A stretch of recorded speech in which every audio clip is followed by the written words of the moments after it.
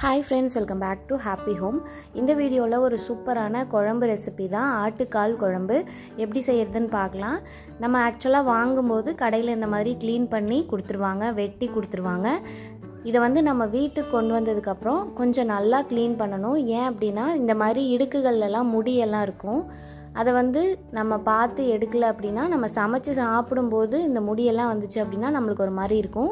அதனால இந்த இடுக்குகள் எல்லாம் வந்து முடி இருக்கான்னு செக் பண்ணிட்டு நல்லா மஞ்சள் தூள் உப்பு போட்டு வாஷ் பண்ணிட்டு அதுக்கு அப்புறமா சமைக்கிறதுக்கு ஸ்டார்ட் பண்ணலாம். கிராமத்து சைடுல எல்லாம் முத நாள் நைட்டே விறகடுப்புல போட்டு நல்லா கொதிக்க வச்சு அடுத்த நாள் குழம்பு வைப்பாங்க. அது சூப்பரா இருக்கும். அந்த மெத்தட்ல தான் செய்ய போறோம். ஆனா கேஸ் ஸ்டவ்ல எப்படி செய்யறதுன்னு பார்க்கலாம். இந்த மாதிரி ஒரு மண் சட்டி எடுத்து அதை நல்லா க்ளீன் பண்ணிட்டு அது மூழ்கிற அளவுக்கு தண்ணி ஊற்றி இது வந்து முத நாள் நைட்டு செய்கிறேன். மூழ்கிற அளவுக்கு தண்ணி ஊற்றி உப்பு மஞ்சத்தூள் மட்டும் போட்டு நல்லா வேக வச்சிடலாம். கிட்டத்தட்ட ஒரு 20 நிமிஷம் நல்லா கொதிக்கட்டும்.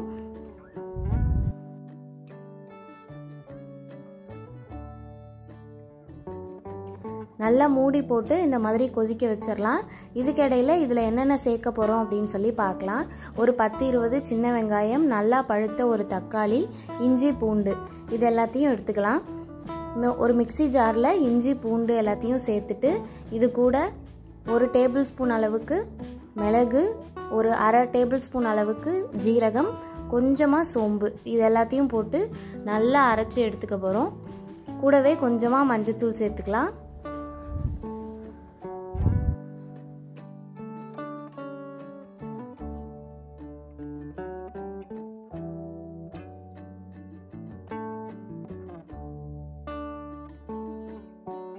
இது எல்லாத்தையும் நல்லா ஃபைன் பேஸ்ட்டாக அரைச்சி எடுத்துகிட்டு வந்துடலாம். இதை வந்து நம்ம கொதிச்சிட்ருக்க அந்த ஆட்டுக்கால் கூட சேர்த்துக்கலாம். நம்ம க்ளீன் பண்ணி வச்சுருக்கிற இந்த சின்ன வெங்காயம்லாம் நல்லா பொடி பொடியாக கட் பண்ணி வச்சிடலாம். அதே மாதிரி தக்காளியும் நல்லா பொடி பொடியாக கட் பண்ணி வச்சிடலாம். இப்போ இந்த ஆட்டுக்கால் வந்து நல்லா கொதிச்சிட்ருக்குல்ல, அதில் வந்து நம்ம அரைச்சி வச்சுருக்கிற அந்த இஞ்சி பூண்டு அது எல்லாத்தையும் வந்து சேர்த்துக்கலாம். நல்லா தண்ணி விட்டு கொதிக்க வச்சுக்கலாம். நான் அரைச்ச அந்த பேஸ்ட் கூடவே கொஞ்சம் நல்லா தண்ணி கலந்து அதையும் சேர்த்துருக்கேன். அதையெல்லாம் சேர்ந்து நல்லா கொதிக்கட்டும். கொதிக்கிற அந்த டைமில் வந்து அடி பிடிக்காமல் தண்ணி வந்து சுண்டி ரொம்ப கம்மியாயிராமல் பார்த்துக்கோங்க.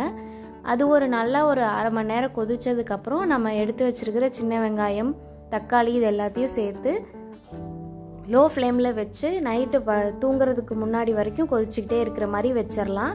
இதை அடுத்த நாள் காலையில் எழுந்திரிச்சு பார்த்தோம் அப்படின்னா நல்லா அந்த எண்ணெய் பிரிஞ்சு சூப்பராக வந்திருக்கும். அந்த தண்ணியை வந்து நம்ம தனியாக எடுத்து காலையில் எம்டி ஸ்டொமக்கில் குடித்தோம் அப்படின்னா ரொம்ப ரொம்ப ஹெல்தி, ரொம்பவே நல்லாயிருக்கும். இந்த மாதிரி ஏதாவது எலும்பு அடிப்பட்டவங்க இல்லை கை உடஞ்சது, கால் உடஞ்சது இந்த மாதிரிலாம் இருக்கிற டைமில் இந்த ஆட்டுக்கால் சூப்பு ரெகுலராக எடுத்துக்கிட்டோம் அப்படின்னா சீக்கிரமாக அது வந்து சரியாகிறதுக்கு ஹெல்ப் பண்ணும். இந்த மெத்தடில் செஞ்சோன்னா ரொம்பவே ஹெல்த்தியாக இருக்கும். அடுத்து வந்து குழம்பு வைக்கிறதுக்கு தான். நம்ம சூப்பெல்லாம் குடிச்சிட்டு மிச்சம் இருக்கிற தண்ணி கூட நம்மளுக்கு தேவையான அளவுக்கு தண்ணி சேர்த்து நல்லா கொதிக்க வச்சுட்டு வீட்டில் அரைச்ச குழம்பு மிளகாய்த்தூள் மட்டும் சேர்த்துருக்கேன். இது வந்து இன்னொரு மெத்தட்லேயும் செய்யலாம். கொஞ்சமாக வெங்காயம் தக்காளி எல்லாம் நல்லா வதக்கிட்டு அதை அரைச்சி கூட சேர்த்து கொதிக்க விட்டோம் அப்படின்னா குழம்பு நல்லா உங்களுக்கு நிறையா வரும்.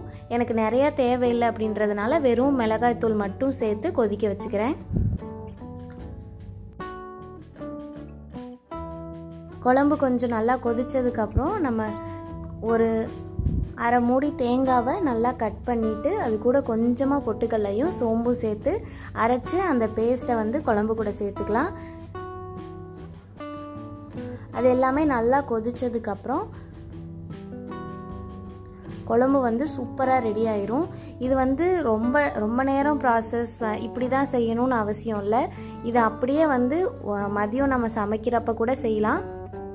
நம்ம அந்த சூப்பு காலையில் குடிக்கிறதுக்காக தான் அந்த மாதிரி நைட்டில் வந்து அடுப்பில் வச்சுட்டு அதுக்கப்புறமா வந்து காலையில் வந்து திரும்ப சமைக்கிறது. அப்படி தேவையில்லை அப்படின்னா ஒரே டைமில் இந்த குழம்பு அப்படியே வந்து அதே ப்ராசஸில் ஒரே டைமில் வச்சுக்கலாம். அதுவுமே சூப்பராக தான் இருக்கும். ட்ரை பண்ணி பார்த்துட்டு எப்படி வந்துருந்துச்சுன்னு சொல்லுங்கள். இதே மாதிரி வீடியோஸ்க்கு நம்ம சேனலை மறக்காமல் சப்ஸ்கிரைப் பண்ணிக்கோங்க.